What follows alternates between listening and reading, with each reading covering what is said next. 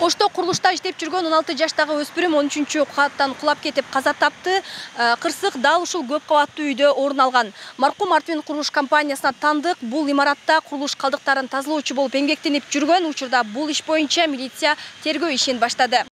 Маркум Өзгөн районунун тургуну, Ош мамлекеттик университетинин колледжинин студенти болгон. Ал каза болгондон бир күн алдын гана курулушка келиши менен убактылуу жумушка киргени белгилүү болду. Курулуш калдыктарын чогултуп атайын кранга илип жатып, 13 кабаттан кулап кеткен. Учурда жашы жете элек баланын бул жумушка кантип тартылганы текшерилип жатат. Бул боюнча соттук медициналык экспертиза дайындалды.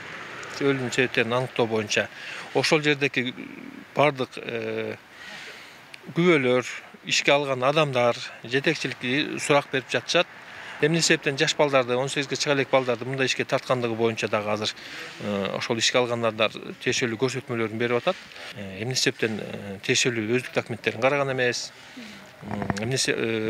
Алгачкы баягындай коопсуздук чараларын көрүү боюнча сабактардан өткөнбү, кол койгонбу, кол койгон эмеспи, бул боюнча комплекстүү текшерүү иштери азыр жүрүп жатат. Ага кошодагы 2 өспүрүм курулушта иштеп жүргөнү аныкталды. Алар өздөрүн 18 жаштамын деп тааныштырган. Аталган компания окуя тууралуу комментарий берген жок. Ал эми Ош шаарындагы курулушту көзөмөлдөө башкармалыгы буга чейин курулуштагы коопсуздук талаптарын текшерип, эрежеге ылайык деп табышкан. Техника безопасности сакталгыла деп каттар берилген. Алардан Артвин Групп компаниясынан да бизге жооптор берилген. Просто объектиде эмгекке болгон полный эмелер сакталып атат, мындай болот деп биз каттарды алганбыз.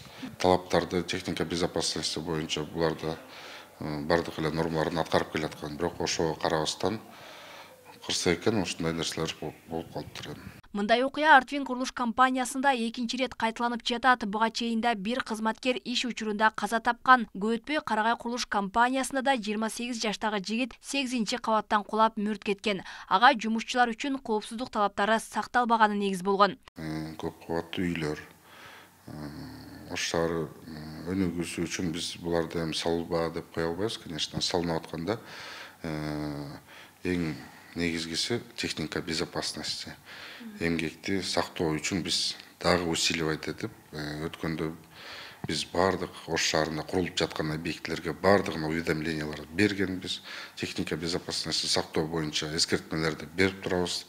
Дагы усиливать этип, күчүнө келтирип, азыр бардык Ош шаары боюнча эскертмелерди курулуш компанияларына дагы беребиз. Ал учурларда эмгекти жана эмгекчилердин укугун коргоочу кызмат комиссиянын корутундусу менен компенсация төлөп берүү жагын көзөмөлгө алышат. Ал эми өспүрүмдөрдү да курулуш иштерине тартуу эреже бузуу катары катталып, айыппул салынат.